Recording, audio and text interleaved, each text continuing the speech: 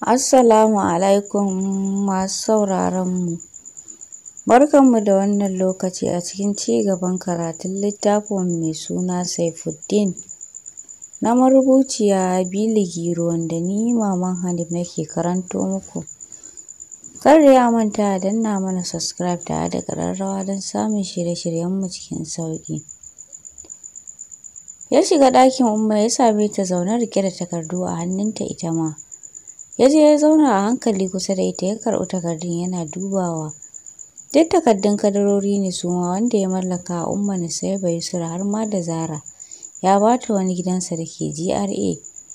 Bayan Saib ya gama dubawa ya kalli Umma ya ce, Umma me yake faruwa ne da Abba? Ya rabe mana komai nashi. Ba na tunanin da akwai wani abin kirki da ya bari a hannun shi. Sai dai ko kuɗaɗen banki da ya bari kawai. Ki duba fa asibitinsa gaba ɗaya da ya fi ji da shi ya mallaka abin da Zara za ta haifa. Umma da ke kallonsa ta numfasa ta ce, ni ma dai ban san me yasa ya yi haka ba. Amma ita Zara hala tana da cikin ne da gaske da har zai mallakawa abin da za ta haifa gudan asibitin shi. Saib da duk ya samu kansa da jin nauyin Umma ya sunkuyar da kanshi kansa ya ce, a gaskiya Umma ban taɓa kwanciya da Zara ba, bare ta yi ciki. Kawai dai tun lokacin da ta yi fama da mura har ta kwana a nan gidan, shi ne ya ɗauka ko ciki ne da ita. Ban san ta yaya zan fuskance shi in gaya mishi gaskiya ba. Gashi ba na so ya ta sa rai akan abin da babu shi daga ƙarshe ya zo ya ji haushina idan ya gano gaskiyar komai. Ba zan so haka ba Umma, ina tsoron ɓacin ran Abba. Duk yana maganar ne cikin damuwa da macewar jiki. Umma da ke kallon ta ce, ni ma dai har kullum ina son in gaya masa gaskiyar abin da na fahimta. Zara ba ta da ciki, amma ganin yadda ya sa cikin sosai a ran shi da har kullum muka zauna maganar cikin yake, hakan ya sa na rasa ma ta yaya zan gaya mishi. Shiru sai ga Abba ya shigo ɗakin ɗauke da sallama a bakin shi. Yana faɗin to ni zan tafi, ba na son 11 ta yi, ba na hanya. Nan suka fito suka rako shi har bakin mota. Wanda har zai shiga mota sai kuma ya tafi da Saib. Sai kuma ya fito ya rungume Saib a jikin shi a hankali yana faɗin Allah ya maka albarka. Hakika na yi matuƙar farin ciki da kai biyayya a gare ni. Har ya kasance Zara tana ɗauke da juna biyu. Ina fatan Allah ya biya maka dukkanin bukatunka na duniya da na lahira. Ya kuma baka 'ya'ya masu yi maka biyayya. Sannan ya ɗago shi yana riƙe da hannayensa duka biyu a cikin nashi. Yana kallonsa ya ce abu na ƙarshe da zan gaya ma Saib. Ko bayan raina ka rabu da Zara, zan yi baƙin ciki. Burina ka yi rayuwa da Zara rayuwa ta har abada. Ka riƙe ta amma don rintsi kar ka bar wani abu ya raba ku kaji. A sanye Saib ya ce insha Allah Abba ba zan rabu da Zara ba har abada. Wani irin daɗi Abba ya ji a ran shi har yana ƙara sawa Saib albarka. Jamil da ya ɗan jima da zuwa yana tsaye a gurin wata irin zufa ce duk ta lullube shi da jin zancen da Abba ya yi wa Saib da kuma jin irin amsar da Saib ya ba wa Abban. Ya samu da ƙyar ya danna abin da yake ji ya ɗan risina cike da ladabi ya gaida Umma da Abba. Jiki a sanye Umma ta amsa mishi don haka kawai ta je ta tsinke da lamarin Abba. Wanda shi kam da fara'arsa ya amsa gaisuwar Jamil har yana tambaye shi mutanen gida. Jamil ya ce mishi suna lafiya. Ya ce ka gaya wa Abban naka na yi tafiya ban samu na kira ba sai na dawo idan Allah ya yarda. Ya ce to Abba Allah ya kiyaye hanya. Abba ya ce amin haɗe da shiga mota. Alu direba ya ja suka wuce. Sai da motar ta fita da gate ɗin gidan sannan Umma ta iya komawa ciki. Jamil kuwa kallon Saib kawai yake ya kasa ce mishi komai. Sai juyawa ya bar gidan ɗauke da zazzaɓin da ya ji ya kama shi lokaci guda. Kallo kawai Saib ya bi shi da shi. Ba sai ya juya ya koma ciki ba ya ɗauko takardunsa kawai ya fito ya shiga mota tare da buɗe durowan motar ya saka takardun a ciki ya rufe. Sannan ya ja motar ya tafi sai asibiti. Bai samu Jamil a can ba haka ya sa ya bar asibitin ya je gidan su Jamil ɗin. Wanda kai tsaye ɓangaren shi ya nufa. Ko da ya shiga ɗakin nasa ya same shi lulluɓe da bargo. Sai karkarwa yake kamar mai jin sanyi.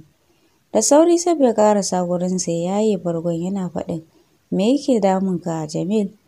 A hankali Jamil ya tashi zaune lokaci ɗaya idanuwansa duk sun yi jajir. Ya dafe kansa da ke mishi masifar ciwo. Muryarsa da ƙyar ya ce sori magana ta ba za ta yi ba yanzu. kaina yana min ciwo sosai kuma ina jin zazzaɓi.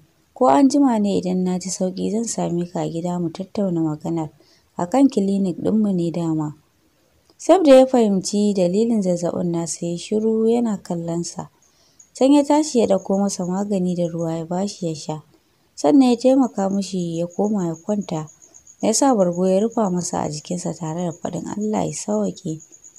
Daga haka ya fita tunani fal a ran shi, wanda gaba ɗaya haka ya kasance a asibitin jikin shi ba ƙwari.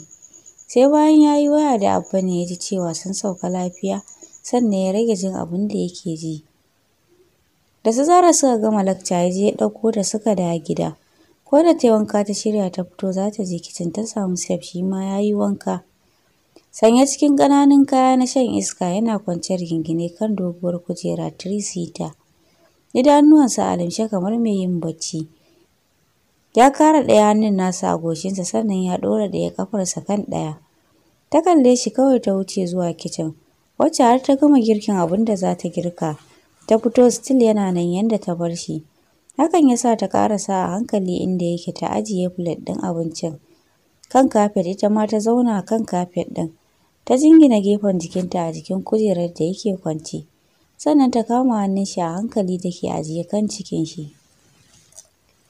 Nan Sab ya buɗe idanuwansa ya tashi a nutse tare da kama hannunta.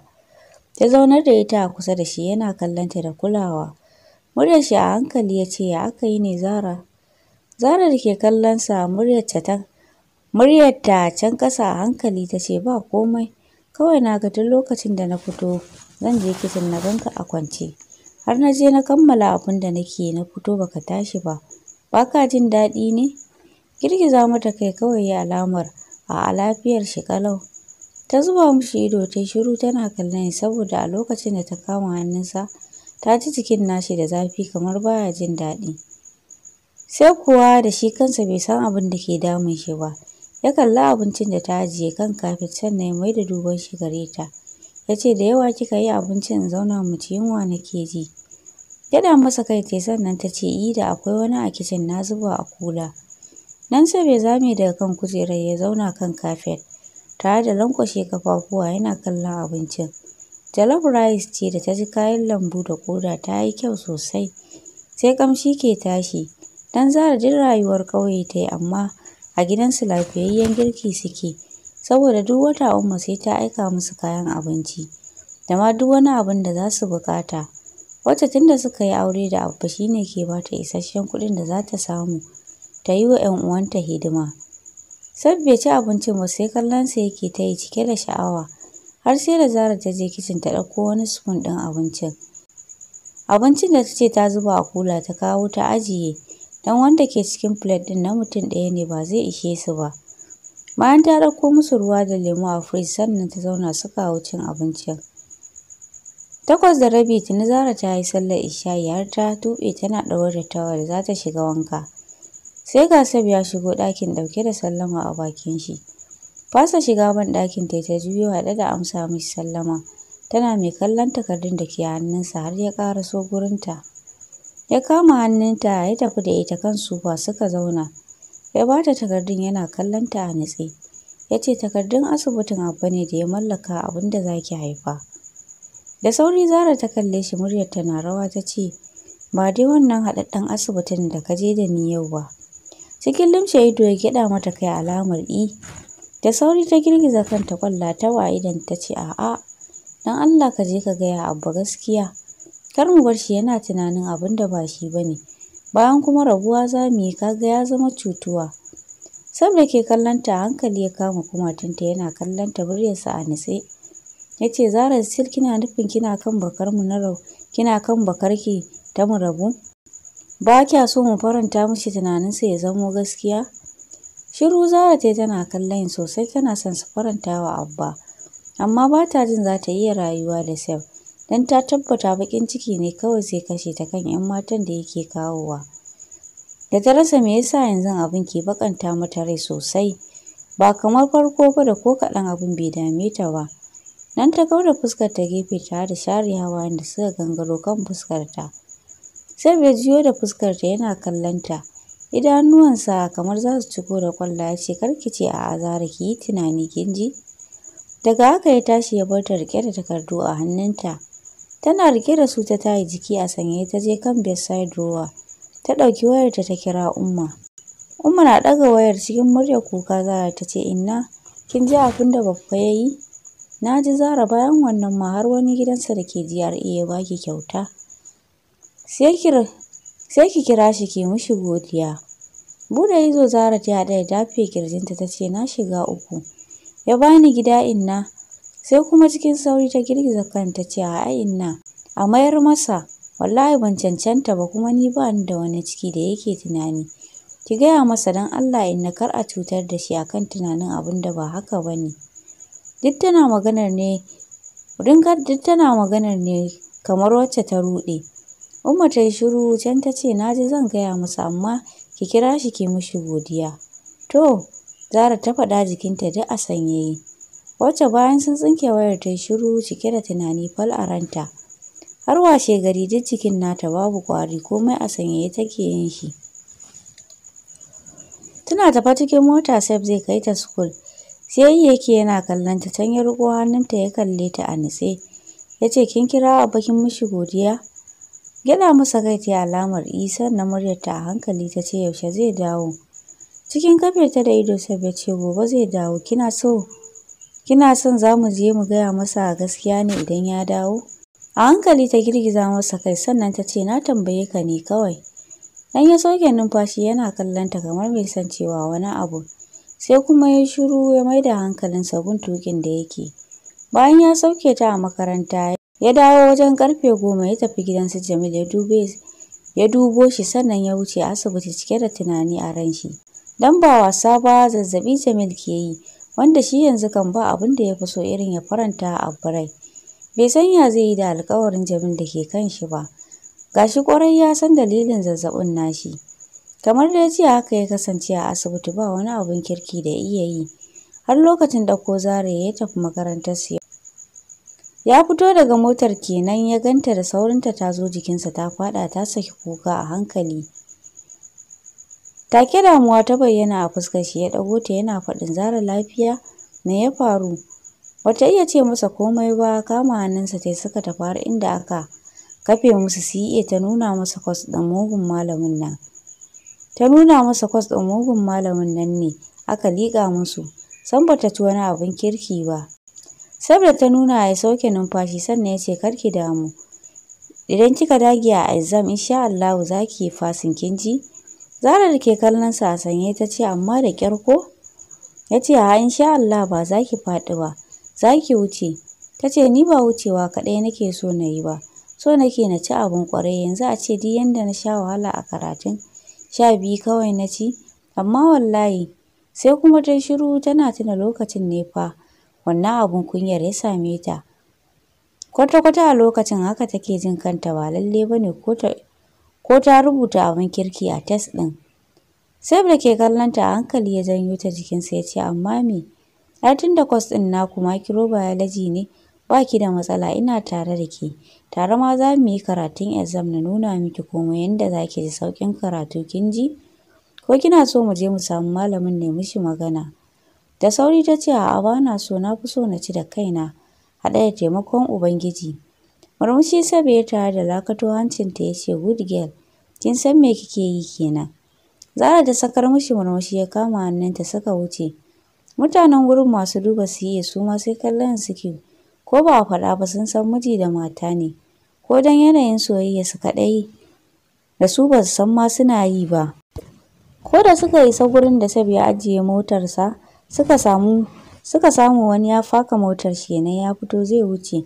Yana ganin Zara ya kasa zuwa ko ina ya tsaya sai kallonta yake ta yi. Har suka shiga mota, Sabi ya kalle ta fuskarsa a ɗaure. Ya ce, ɗan iskan ina ne wancan da ya tsaya yana ta kallon ki haka? Ta bai baki ta ce, wai so na fa yake shi ne. Me? Sabi ya faɗa da sauri zai buɗe motar ya fita.